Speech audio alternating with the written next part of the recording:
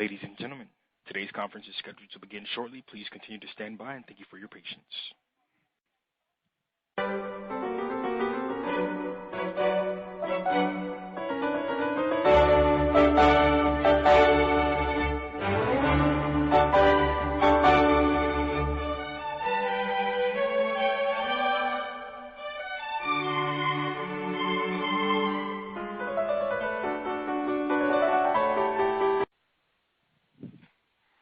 Good afternoon. My name is Chris, and I'll be your conference operator today. At this time, I would like to welcome everyone to the Cambium Networks fourth quarter and full year 2019 financial results conference call. All lines have been placed on a mute to prevent any background noise. After the speaker's remarks, there will be a question and answer session. To ask a question during this session, you will need to press star 1 on your telephone. Please be advised that you may limit your question to 1 question and 1 follow-up. Please also be advised that today's conference is being recorded. If you require any further assistance, please press star 0. Thank you. Mr. Peter Schuman, Senior Director of Investor Relations, you may begin your conference. Thank you, Chris. Welcome, and thank you for joining us today for Cambium Networks' fourth quarter and full year 2019 financial results conference call, and welcome to all those joining by webcast. Atul Bhatnagar, our President and CEO, and Stephen Cumming, our CFO, are here for today's call. The financial results, press release, and CFO commentary referenced on this call are accessible on the Investor Relations page of our website, and the press release has been submitted on a Form 8-K with the SEC. A copy of today's prepared remarks will also be available on our investor page at the conclusion of this call. As a reminder, today's remarks, including those made during Q&A, will contain forward-looking statements about the company's outlook and expected performance. These statements are based on current expectations, forecasts, and assumptions.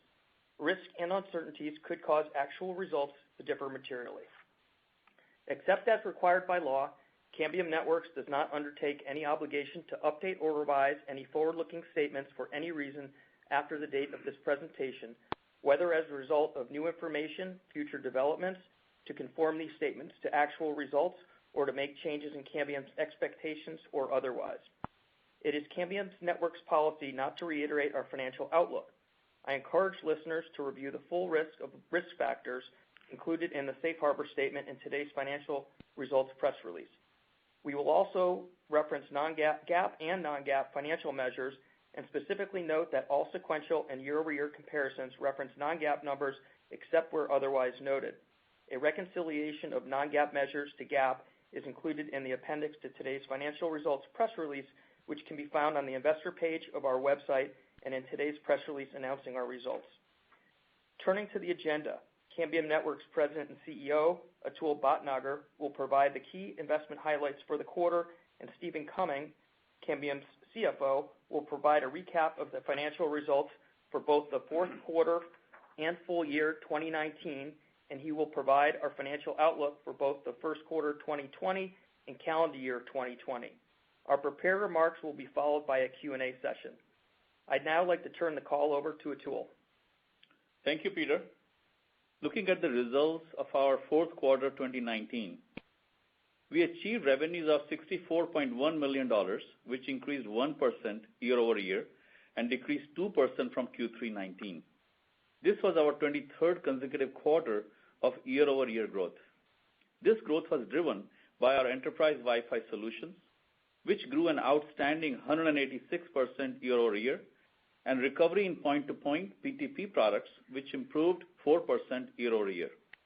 While point-to-multipoint PMP products decreased 19% year-over-year due to a larger customer's technology transition and year-end inventory rebalancing with some European customers. On a sequential basis, we continue to deliver record revenues for our enterprise Wi-Fi solutions, which grew by a solid 14% from Q3 19 and now represents 18% of total company revenues. PTP revenues increased 14% sequentially in Q4 19 as a result of improvement in non-U.S. government programs, while PMP revenues were lower by 14% sequentially after the past 4 quarters of strong growth in EMEA. For the full year 2019, revenues of $267 million increased 10% from 2018, The 2019 growth was primarily driven by our Wi-Fi solutions, which grew well beyond the high end of our expectations, increasing 82% over the previous year. For the full year 2019, our point-to-multipoint products grew 7% from FY18, while the point-to-point products were flat. Looking at some notable customer wins and new product developments. During Q4 19, I'm pleased to report Cambium Networks continued to have several high-profile customer engagements. In North America, in the service provider space, a Tier 2 operator selected Cambium PMP 450M for deployment of a residential broadband network in Idaho. They selected Cambium Networks based on our superior performance, enabled by our ability to transmit more data in the given frequency band than other competing products. A Tier 3 wireline service provider in Wyoming selected Cambium Networks for a residential access network.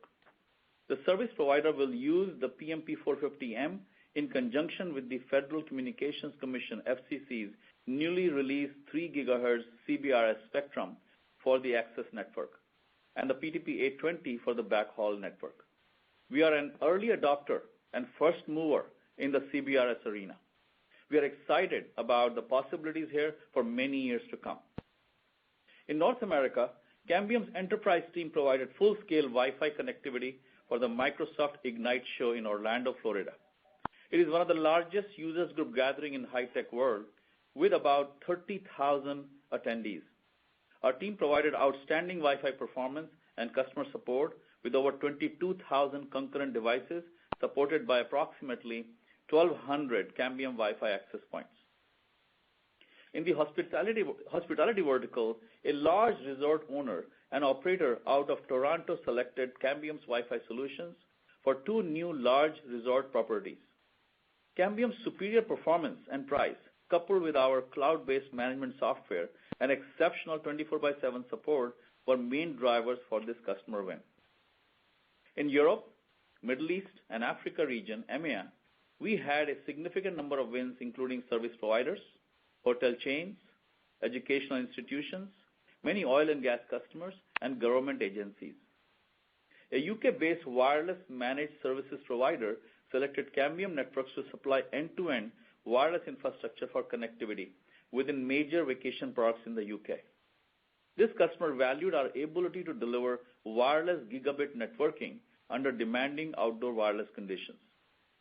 This multi-year, multi-million-dollar project will outfit vacation parks with Cambium Networks' latest wireless technology, bringing ultra-broadband gigabit connectivity and delivering value-added services to park guests. This project represents a significant milestone for Cambium's fixed wireless broadband penetration in EMEA. In oil and gas sector, a large state-owned company in Persian Gulf selected Cambium for backhaul to interconnect its onshore and offshore platforms, displacing an incumbent supplier. In the APAC region, a leading telco in India is using Cambium Networks backhaul to provide gigabit backhaul links in lieu of fiber. Over 100 locations are now powered using our PTP 550, providing best-in-class price performance.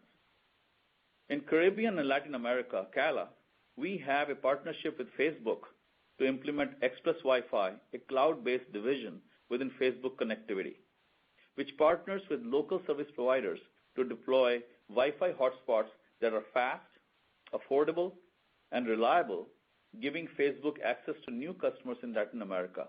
To date, we have delivered Wi-Fi solutions in the countries of Argentina, Brazil, Colombia, Chile, Ecuador, Mexico, and Peru. We look forward to continuing this partnership in additional countries. During the fourth quarter, Cambium Networks received several high-profile awards and recognitions.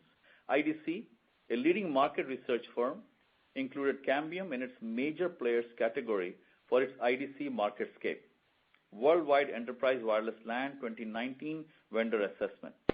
This research is a quantitative and qualitative assessment of the characteristics that explain a vendor's chances for present and future success worldwide.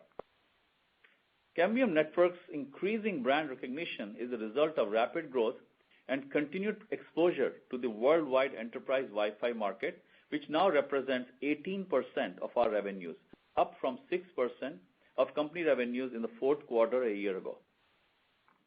Looking at new products launched since our previous quarterly update, Cambium Networks released CNVision, a new secure video surveillance solution. CNVision is a new line of purpose-built wireless backhaul solutions using our Pro1 point-to-multipoint wireless technology to serve the video surveillance market. This line of products was created with the intention of being cost-effective, scalable, and providing predictable performance and security under adverse conditions with the right blend of features that integrate smoothly into the CCTV space. Our technology leverages a cloud-managed approach which increases ease of use and operation for system maintenance and software upgrades. CNVision brings reliable connections to video networks to standard video applications and specialized applications like disaster recovery, public safety, and asset monitoring. In the point-to-multipoint market, in the next few months, we will release our new 5 GHz 450 micropop solution. The solution offers a lower cost and lower density alternative with the reliability, performance, and stability customers have come to expect from 450 line of products.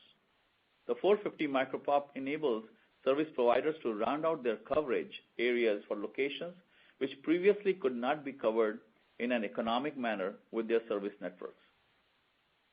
We are also excited about our future high-capacity gigabit wireless solutions for PMP backhaul for enterprises and the residential market, called CNWave, utilizing 60 gigahertz millimeter wave, an unlicensed or lightly licensed spectrum, and allows for smaller internet service providers to stay competitive amidst larger providers. 60 gigahertz will be increasingly relevant for urban use cases and should be available in third quarter calendar year 2020. This will be the first wireless technology to bring 1 gigabit per second to the home cost effectively, equivalent to speed of fiber. We call this wireless fiber. Weaving together our networking solutions, we continue to experience strong growth in unique company accounts utilizing CN Maestro Cloud, with total devices under management in Q4 19 totaling over 374,000, an increase of approximately 13% from Q3 19 and up 62% year over year. As we have previously mentioned, Cambium Networks is one of the few networking companies that offer an end-to-end cloud-powered connectivity solution to manage the entire network from a single pane of glass, integrating a broad portfolio of complex wireless technologies. Turning to the channel. In Q4 19, we expanded our channel presence by adding over 400 new channel partners sequentially, and almost 1,500 new channel partners year over year, which represents an increase of approximately 6% sequentially and 28% year over year. We continue to believe the technology investments we have made over the past few years have built a strong foundation for accelerated growth during the second half of 2020 and beyond as next generation gigabit wireless networking deployments worldwide accelerate for many years. The key drivers for our business growth over the next few years are the introduction of 60 gigahertz and 28 gigahertz millimeter wave solutions for fixed wireless 5G, the adoption of CBRS compatible solutions, and global tier 2 and tier 3 service providers deploying fixed wireless broadband enabled by the adoption of millimeter wave and continuing faster than the market growth from enterprise Wi-Fi solutions based on Wi-Fi 6 adoption. In addition, Cambium Networks is increasingly optimistic about our longer-term outlook based on the next round of Connect America funding called the Rural Digital Opportunity Fund, or RDOF, which is currently being evaluated by the FCC for committing $20.4 billion in funding over the next 10 years to bring high-speed broadband service to millions of unserved Americans. This represents almost 10x the value of the present Connect America Fund Phase 2, funding which was dominated by WISP. Expert consensus is that the auction application, registration, and the rules would be set by the end of 2020, and the auction would begin early 2021. This brings a substantial opportunity for Cambium Networks in 2021 and beyond. We are well positioned to win business based on end-to-end wireless connectivity as the market transitions to gigabit solutions and managed by our cloud-managed solution called CN Maestro, which offers easy deployment and operation. Moving to our organizational structure, I'm pleased to announce in December we appointed Mary Peterson to the newly created position of Senior Vice President and Chief Marketing Officer. Mary was most recently Vice President of Global Marketing for Ruckus Networks, a CommScope business, where she led the marketing digital transformation and development of a demand generation engine, as well as managed field and partner marketing, event marketing, and social and influencer communications. Mary is chartered with building an integrated marketing strategy that advances Cambium Network's global strategy of strengthening its market recognition and accelerating growth. I'm excited to have Mary join our leadership team. I will now turn the call over to Stephen for a review of our Q4 19 financial results and outlook. Thank you, Atul. Revenues for Q4 19 increased by 1% year over year to $64.1 million, compared to $63.3 million in Q4 18. As Atul mentioned, Q4 19 revenues reflect sequential and year-over-year increases in our enterprise Wi-Fi solutions, which continued to reach record revenues. As anticipated, spending for point-to-point products partially recovered, improving by 14% sequentially, although the portion related to specific U.S. government defense programs remained slow. Point-to-multipoint products decreased 19% year-over-year and 14% sequentially due to softness in EMEA from year-end inventory rebalancing and as a result of some of our larger customers transitioning to our next-generation higher-speed broadband solutions using our Wi-Fi 6 and next-generation 60 and 28 gigahertz products. Looking at revenues by geographies, North America, our largest region, represented 45% of the company revenues, compared to 45% in the prior year period and 44% during Q3 19. North America grew 3% year over year and was flat compared to Q3 19. EMEA, our second largest region, decreased 11% year over year and 12% sequentially and represented 30% of revenues during Q4 19, decreasing from 34% of revenues on a year-over-year basis due to softness after 4 consecutive quarters of strong year-over-year growth, and decreased from 33% of revenues during Q3 19 as a result of a larger customer technology transition and year-end inventory rebalancing at some of our European customers. CALA represented 13% of revenues during Q4 19, growing 32% year over year and increasing by 3% sequentially. And APAC represented 12% of revenues during Q4 19, increasing by 2% year over year and improving by 8% from Q3 19. Looking at our gross margin, non-GAAP gross margin of 52.4% improved by 410 basis points compared to Q4 18 and was our highest non-GAAP gross margin in 2.5 years. The year-over-year improvement in non-GAAP gross margin is the result of a mix of higher margin enterprise Wi-Fi and PTP products, lower inventory reserves, and key initiatives put in place focused on cost reductions, price management, and supply chain efficiency. Non-GAAP gross margin in Q4 19 was 370 basis points higher than Q3 19. The sequential non-GAAP gross margin improvement is mostly the result of mix of higher margin products and our cost and supply chain efficiencies. In Q4 19, our non-GAAP gross profit dollars increased by $3 million to $33.6 million compared to the prior year and improved by $1.6 million sequentially. I'm particularly pleased with the improvements we've made with our gross margin initiatives and progress towards our longer-term goal of achieving an annual non-GAAP gross margin target of 51 to 52%. For the full year 2019, non-GAAP gross margin improved to 49.5% compared to 47.9% for 2018. Non-GAAP operating expenses, research and development, sales and marketing, general administration, depreciation, and amortization in Q4 19 increased by $2.3 million when compared to Q4 18 and stood at $29.3 million, or 45.8% of revenues. When compared to Q3 19, non-GAAP operating expenses increased by approximately $3.2 million. The majority of the sequential increase in non-GAAP operating expenses was primarily driven by higher R&D headcount as a result of full quarter of Xeris acquisition, partially offset by savings from our restructuring activities announced on last quarter's conference call. For the full year 2019, non-GAAP operating expenses were $109.8 million compared to $104.9 million for 2018. Non-GAAP operating margin was 6.6%, up from 5.5% for Q4 18 and down from 8.8% of revenues in Q3 19. Adjusted EBITDA for Q4 19 stood at $5.3 million, or 8.2% of revenues, up from $4.5 million, or 7.2% of revenues for Q4 18, and compared to $6.8 million, or 10.3% of revenues for Q3 19. Full year 2019 adjusted EBITDA was $26.2 million, or 9.8% of revenues, compared to $15.3 million, or 6.3% of revenues for the full year 2018. This represents a 71% increase in adjusted EBITDA from 2018.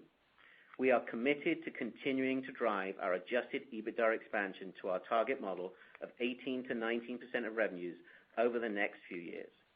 Turning to cash flows, cash provided by operating activities was $6.1 million for the fourth quarter 2019, due primarily to stronger working capital management, and compared to cash used in operating activities of $5.7 million for the fourth quarter 2018, and $11.8 million of cash used in operating activities for the third quarter of 2019.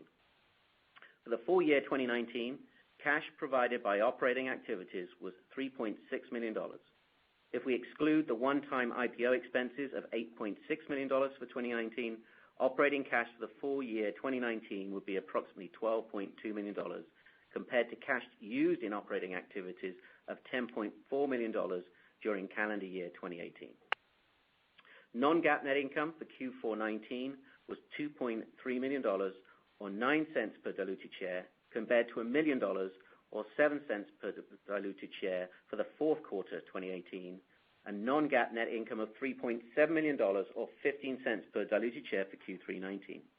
The higher non-GAAP net income compared to the prior year period was due to revenue growth and improved gross margin as a result of the initiatives previously mentioned, and lower interest expense due to a reduction in long-term debt.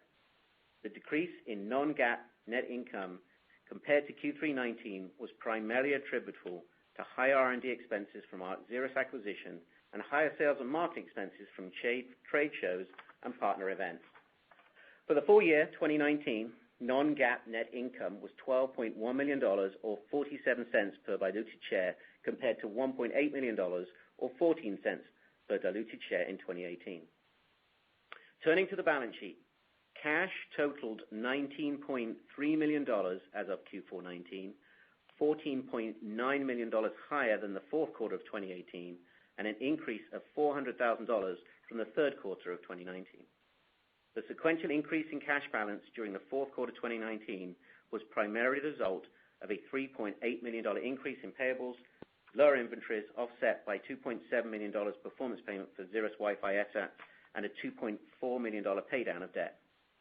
In Q4 19, days payable stood at 59 days, an increase of 6 days from the fourth quarter of the prior year, and up 19 days from the third quarter of 2019.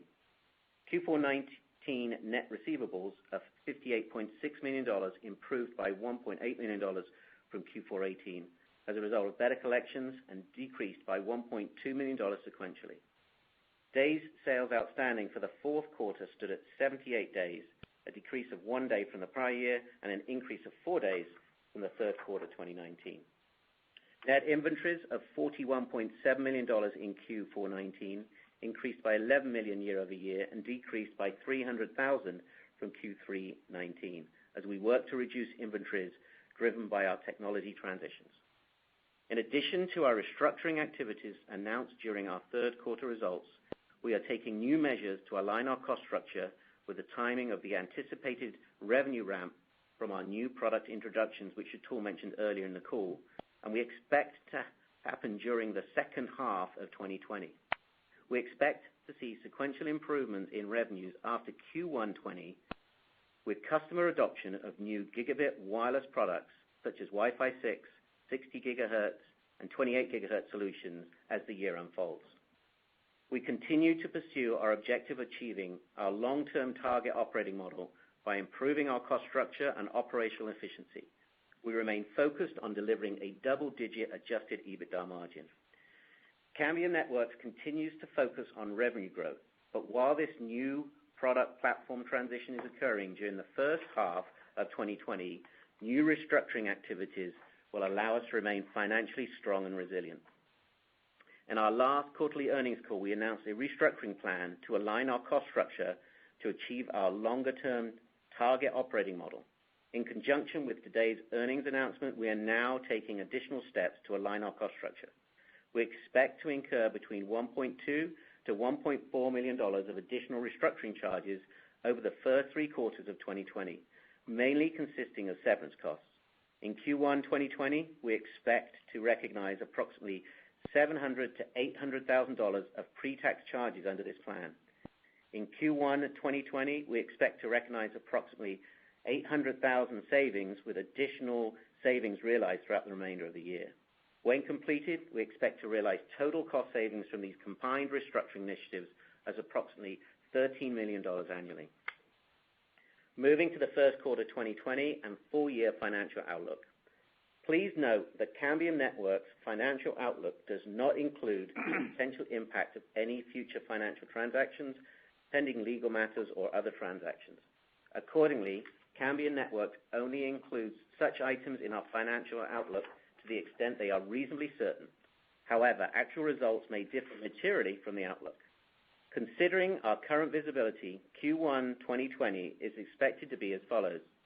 GAAP revenues between $56 to $60 million, GAAP gross margin between 48.6 to 50.2%, and non-GAAP gross margin between 49 to 50.5%. GAAP operating loss between $1.5 million and operating income of $0.5 million, and non-GAAP operating income between break-even and $2 million. GAAP net loss between $3 million and a loss of $1.4 million, or a loss between 12 and 5 cents per diluted share. And non-GAAP net loss between $1.2 million to net income of $400,000, or between a loss of 5 cents per diluted share and net income of 2 cents per diluted share. Adjusted EBITDA between $1.1 to $3.1 million, and adjusted EBITDA margin between 2 to 5.2%. GAAP taxes between 19 to 21%, and non-GAAP effective tax rate of approximately 17 to 19%. Approximately 25.6 million weighted average diluted shares outstanding. Turning to our cash requirements, pay down of debt of $2.5 million, interest expense approximately $1.1 million, and capital expenditures of between $1 to $1.3 million. And pre-tax restructuring charges between $800,000 to $900,000. For full year 2020 financial outlook is expected to be as follows. GAAP revenues between $262 to $272 million, and adjusted EBITDA of between 10 and 12% of revenues. I'll now turn the call back to Atul for some closing remarks. Growth and profitability remain our number one core value.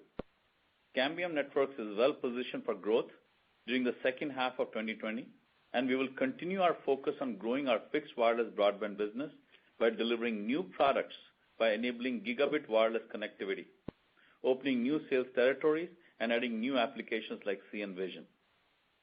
We are emerging as a significant enterprise Wi-Fi player with new channels, and in the coming months, Wi-Fi 6 leadership, which will continue making Cambium one of the fastest growing enterprise Wi-Fi business in the world. It will be the year we expand into wireless gigabit connectivity to the home and office worldwide, with the innovative and highly differentiated 60 gigahertz and 28 gigahertz millimeter wave solutions, with the industry's best-in-class price performance and ease of deployment.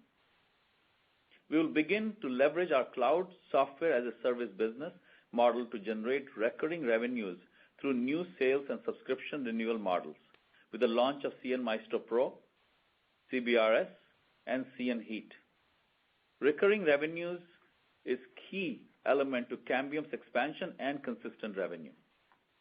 While the first half of 2020 revenues will remain slow due to product and technology transitions, and the U.S. federal program, which utilizes our PTP kits for the defense market, will remain softer until calendar year 2021, we are excited for strong growth during second half of 2020, marked by significant strength and acceleration in new products within our technology portfolio. Finally, we remain committed to our goal of delivering double-digit adjusted EBITDA margin during 2020. That concludes our prepared remarks. So with that, I would like to turn the call over to Chris and begin the Q&A session. Thank you. And as a reminder, to ask a question, you will need to press the star 1 on your telephone. To withdraw your question, please press the pound key. Please limit yourself to one question and one follow-up. Please stand by while we compile the Q&A roster. And our first question comes from the line of Simon Leopold with Raymond James. Your line is now open. Hi, guys. This is Victor Chu in for Simon Leopold. Could you provide some color around the puts and takes around your expected mix that gets you to your current 1Q20 sales guidance that you provided? It was the year-over-year growth is just a bit lower than what we in looks like the street was looking for. So I just wanted to see if you could give us some color around what you're expecting, that's driving the weakness next quarter. Thanks. Yeah, I think there's two things, and we alluded into this is Stephen, by the way. We alluded this on our prepared remarks. We certainly see some softness in EMEA, which is really due to some of those customers transitioning to our next generation platform technologies such as AX, 28 gig, and 60 gig. We're generally seeing in Europe these guys adopt this technology a little faster, given the fact that they're not restricted by some of the standards that would other apply in the U.S. I think also in Q1 we are experiencing some delay in spending around our U.S. federal programs that are affecting our PTP business. The government budgets have just got approved, but it got approved very late in 2019, and obviously that takes time for those funds to trickle down. Win rates are still pretty good. Win rates are very strong, actually, but on these larger deals, it's a little bit more unpredictable in terms of estimating the timing on that. In addition, I'll add the comment. Traditionally also, I think Q1 is generally a softer quarter for us.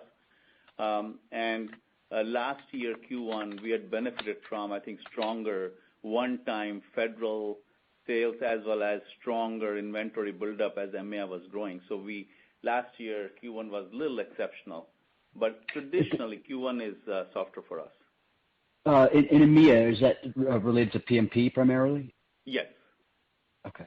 And just one more question quickly. Is there any portion of your supply chain exposed to China and any impact to you guys from the virus? Victor, we are watching the situation very closely. It is a little fluidic situation, as we all know. We have a diverse supply chain with multiple moving parts. So far, we believe there is minimal impact, but this is a fluidic situation, and we are monitoring pretty closely. Yeah, I mean, the distribution centers that we have in Shanghai are open now. We certainly, as Atul said, we're monitoring it very closely, but we don't see any material impact at this point. Yeah, thank you. Thank you. And our next question comes from the line of Rod Hall with Goldman Sachs. Your line is now open. Hi. Thank you for taking my question. This is Ashwin on behalf of Rod. I was just wondering if you could quantify the impact of customer transition and inventory adjustment on the quarter and guidance. It sounds like also if you could clarify whether these are two separate issues or are interrelated and how they are impacting your performance, that would be really helpful. Yeah, Ashwin, let me give a little bit of a color and see if Stephen wants to add anything. So I think in general what we are seeing is that Europe is definitely adopting the 5G standards like 28 gigahertz a little faster. And we are working very closely with customers. In fact, this is kind of how we designed our last generation Medusa as well, working very closely with customers because there are some advanced customers who are transitioning the technologies to 28 gigahertz, 60 gigahertz, these type of projects. So I think my key message is that we see acceleration based on those millimeter wave technologies in the second half. And we are ensuring that we are working with these customers because they have a very solid Cambium installed base. And most of these customers are basically going now towards offering 100 megabit service to the home. That is the driving factor.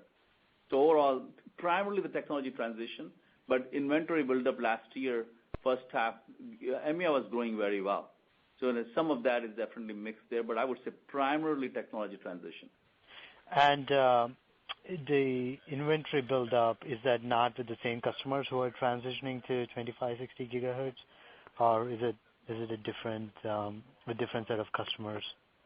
No, I think similar type of customers who have that transition going. And as Wi-Fi 6 is coming, I think you will also see some of these customers adopting Wi-Fi 6 in a more progressive manner. So that is another technology transition which is happening there. Got it. And just one last question on the guidance. Your Q1 implies about 12% decline in revenue on a year-over-year basis, but the Q2 through Q4 guidance implies about 5% growth. So, pretty obvious that you're assuming significant acceleration at some point here, maybe second half. But can you give us some more clarity on the kind of visibility you have into that second half revenue, and what are some of the risk factors that we should be aware of? Sure. Let me give a little more detail there. So we are anticipating that Cambium Networks 802.11ax or Wi-Fi 6 product line will be shipping volume in Q2. So that's a fairly significant transition in the Wi-Fi world, and especially the enterprise world. So that's the first key thing. We are working very closely with customers, so you can anticipate tail end of Q2 and early Q3 we'll be shipping 60 gigahertz millimeter wave, very high speed connectivity for the last 1 to 2 kilometer type of space with meshed architecture. That's in that time frame. And then in the Q3 time frame, we will be introducing the 28 gigahertz solution, the 5G fixed. Those are the key platforms in addition to some of the products like Micropop we talked about in 450. They are the ones which give momentum to this gigabit wireless connectivity I described. And I think we saw this we saw similar transitions, by the way, in 2015, 16, 17, when customers went from 10, 20 megabit per second in that time frame, or before the time frame, to more like 30 to 50 megabit per second. So every 4 to 5 years, what you're witnessing now is that the speeds are doubling, the expectations are doubling.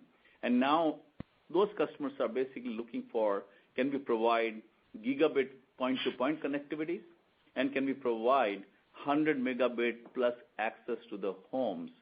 And that upgrade cycle is basically starting, I would say probably second half of this year, and then the cycle will continue probably for good 2 to 3 years at least.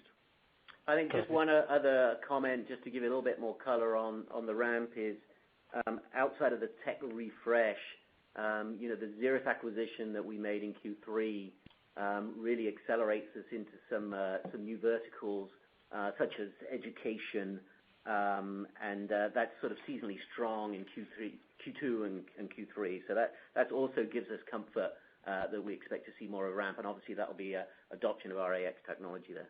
And Ashwin, if you take like past year's performance, and if you take that one-time large defense deals or one time maybe a large customer inventory build up for deployment, Q1 traditionally is a softer quarter.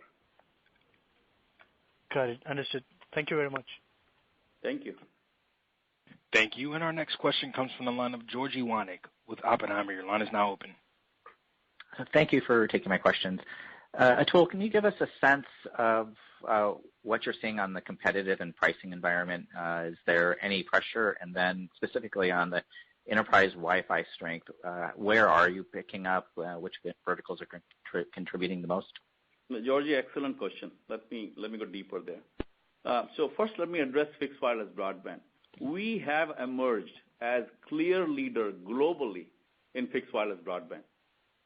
And the reason for that is that Cambium focused there, and Cambium continues to focus there. And with the kind of solutions we're describing for this technology transition, we're investing there. We'll have differentiated products.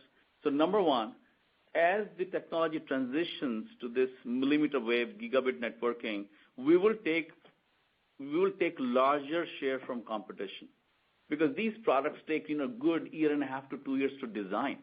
These are not products which one can just buy from somewhere. They have the cloud algorithms, they have the cloud management, they have the radio noise mitigation tech, all the things we build in. So fixed wireless broadband, we don't see any major price pressure or anything like that. We actually charge premium on fixed wireless broadband on our products, and customer value the quality we give.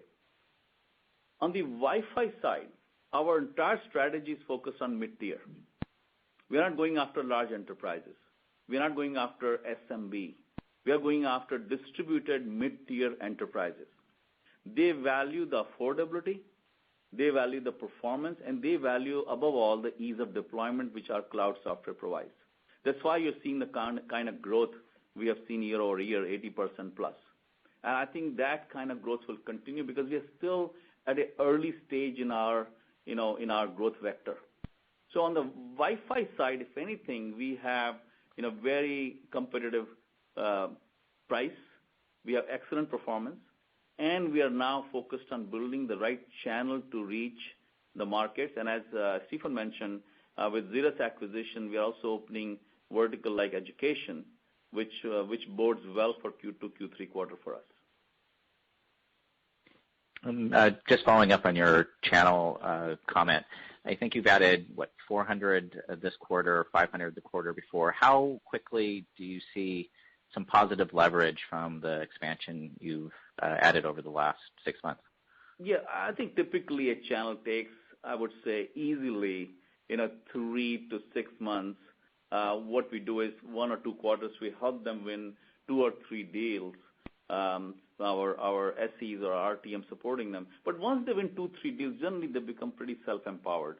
So I would say 3 to 6 month type of a zone is a good zone for channels to start participating. And which areas are you getting the most traction with the channel? I think we are recruiting MSPs. We are recruiting channels for education, and also we are recruiting channels in the new territories. It's not just enterprise Wi-Fi, but also with the fixed wireless broadband, especially as we go into the developing countries.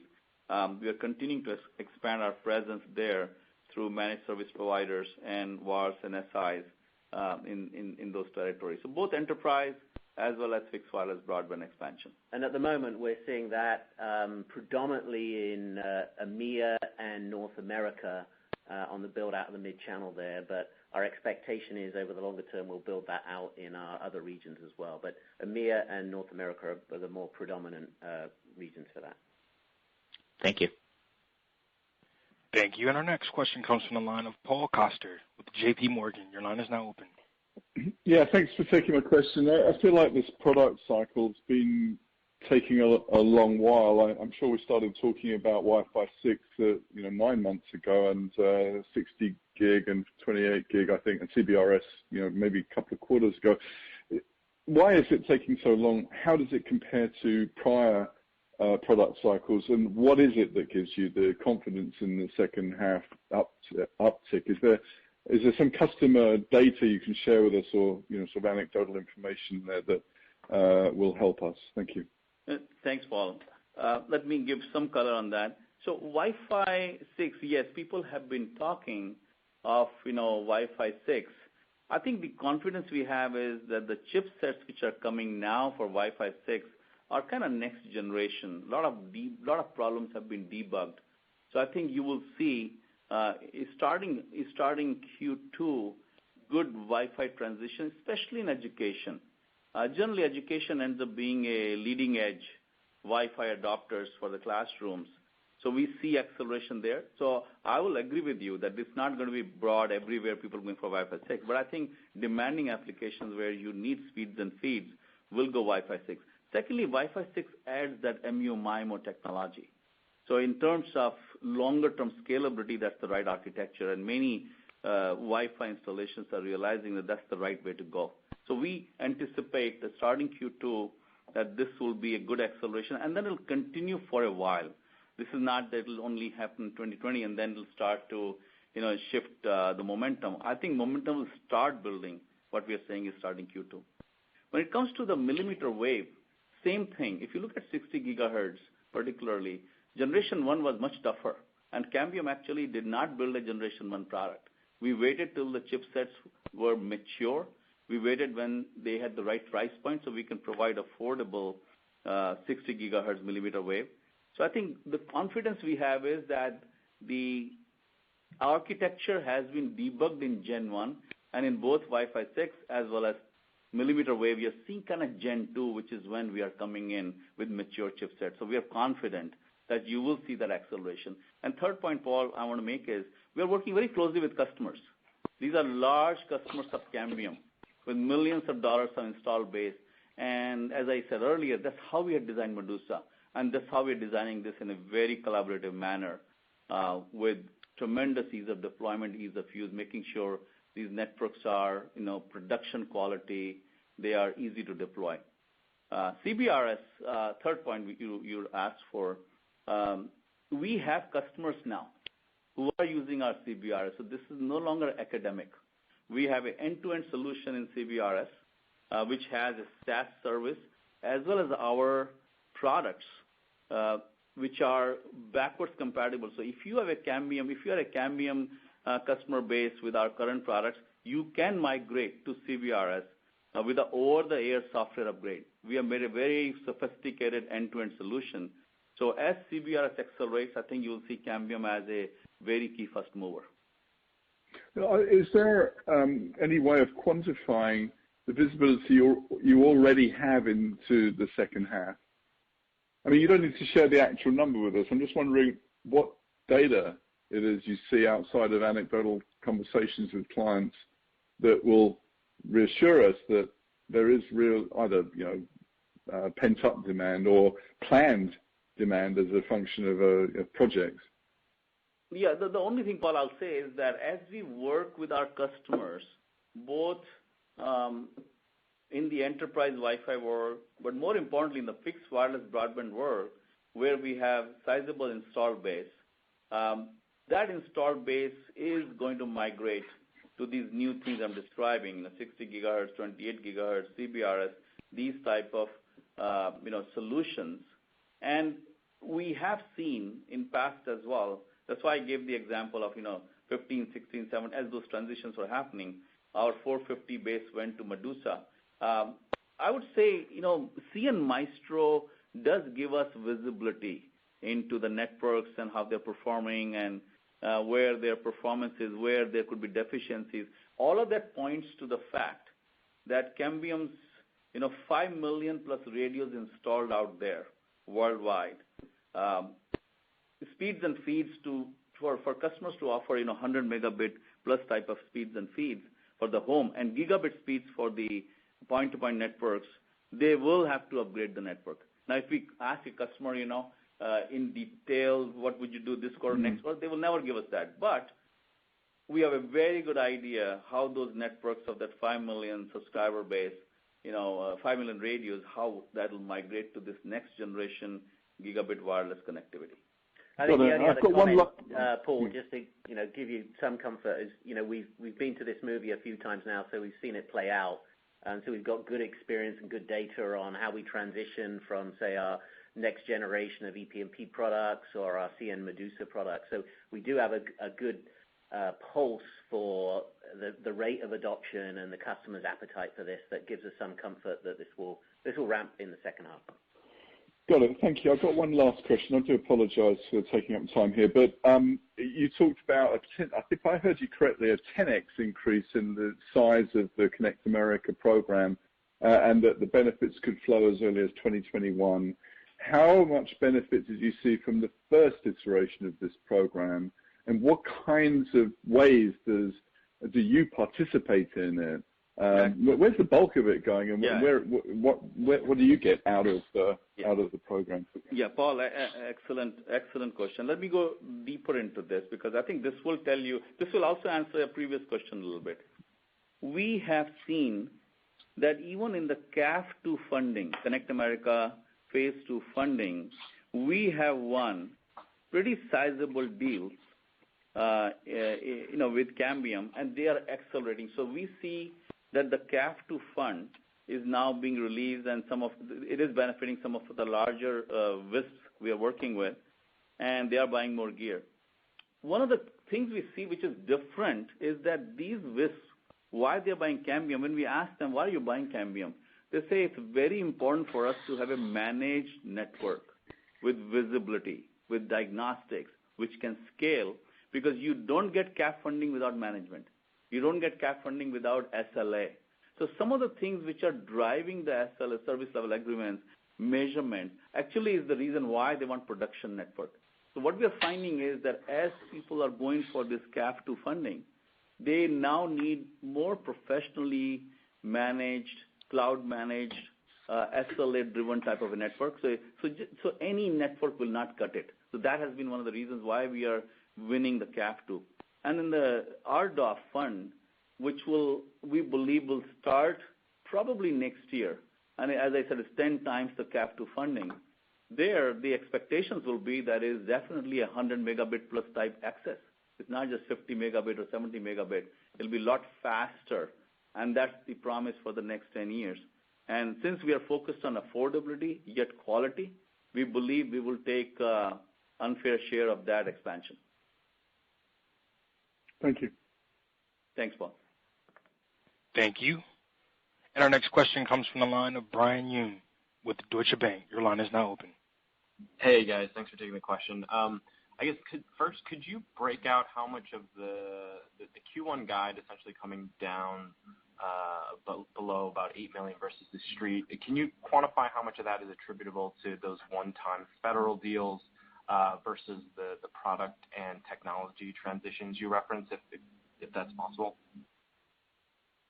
Let me give overall comments. In terms of the overall numbers, I would say a significant impact are those larger deals. And,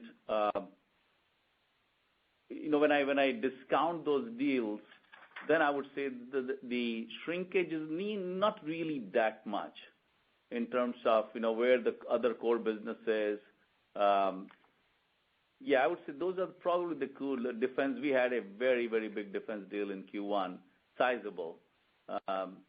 And we also had very big expansion with, a couple of key EMEA large customers in Q1. So if you take that, then the Q1 is not all that, there's probably some shrinkage, but it's not that big. Yeah, I mean, just to give you a little bit more color on that, Brian, at a product level, PMP from a sequential basis, we're looking at decline sort of very low single digits, as we work through these technology transitions. PTP, which is more impacted by the federal side, we see sort of coming down in the sort of low 20% sequentially. And obviously Wi-Fi, which has been a very, very strong growth driver for us. You saw our results. You saw that we grew year over year 82%, which was beyond our high end of our ranges. But we see that on a sequential basis declining probably low single digits just from a seasonality perspective. I hope that gives you some color. Great, thanks. That was helpful. And then can you expand on your Facebook partnership that you announced? What products or solutions are you providing there? Is there a way to quantify the revenue opportunity? And I think you mentioned potential for that to expand into other geos. So what needs to happen for that to go that way? Thank you. Yeah. We have not broken the Facebook revenue opportunity in terms of numbers, but let me give you some color. So we work with them proactively as a very early partner, almost I would say, 3-4 years back, because they had the reach and they wanted affordable broadband in developing countries. And we saw that as a goodness project as well, working with them. So it's a very close partnership, work with them very closely. And we're also working with them on the 60 gigahertz program. So we regularly work with them, understanding the customer needs there, making sure solutions match. And I would say that we are definitely a very premier partner working with them. But we don't break the numbers, how much we did there and all. The product portfolio is, as we work with them, it basically involves both the PTP products as well as PMP products. Thank you. Thank you. Thank you. And our last question comes from the line of Eric Seppinger with JMP Securities. Your line is now open. Yeah, thanks for taking the question. Can you talk a little bit about the competitive dynamics on the Wi-Fi side? How much are you seeing of ubiquity, and then how much do you see of what kind of behavior do you see from the likes of HP and Cisco? Eric, as I said, when we conceived our Wi-Fi line, we used 3 key principles. The first key principle we used was really need to focus on ease of deployment, ease of configuration, and totally cloud managed. Because we studied what others had done, and we knew that we can build a Wi-Fi solution which is very easy to deploy and manage. So that was number 1. Number 2, we made sure that we design the software in-house ourselves, so we can select the right features. You don't need all the big features and deep features. You need good set of features because we decided to go after with mid-tier segment. So as we look at the market, and as the markets are transitioning, especially in the mid-tier, with the AX architecture, with cloud managed, competitive cost, those are the things that are playing to our strength, because we designed the product that way.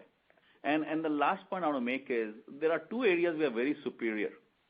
One, we are very superior when you have to provide Wi-Fi in outdoor environment where you need fixed wireless broadband backhauling, wireless end-to-end, no wires. We are very superior there because we bring the solution. Second area we are very superior is everything is managed from the same pane of glass, whether it's fixed wireless broadband, whether it is Wi-Fi 6, or very soon whether it is 60 gigahertz. And customers like that. These are not 1,000 parts flying in close formation. This is one aircraft. And as a result, that differentiation positions us as enterprise class, not SMB, enterprise class, yet affordable, yet fantastic quality. And we believe that positioning with good branding, good customer base, and now we are seeing good penetration into education, bodes well for our growth. Very good. Thank you. Thank you. Thanks, Eric. And this concludes today's question and answer session. I would now like to hand the call back to Mr. Peter Schuman, Senior Director of Investor Relations, for any closing statements. Thank you, Chris.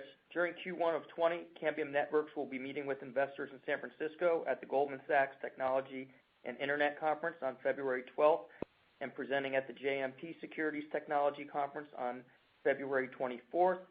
We will also present at the Raymond James Institutional Investor Conference in Orlando, Florida on March 4th and the Roth Conference in Dana Point, California on March 17th.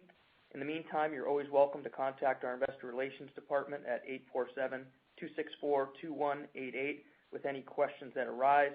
Thank you for joining us, and this concludes today's call. Thank you. Ladies and gentlemen, that concludes today's quarterly earnings call. Thank you for your participation. My apologies. You may now log off.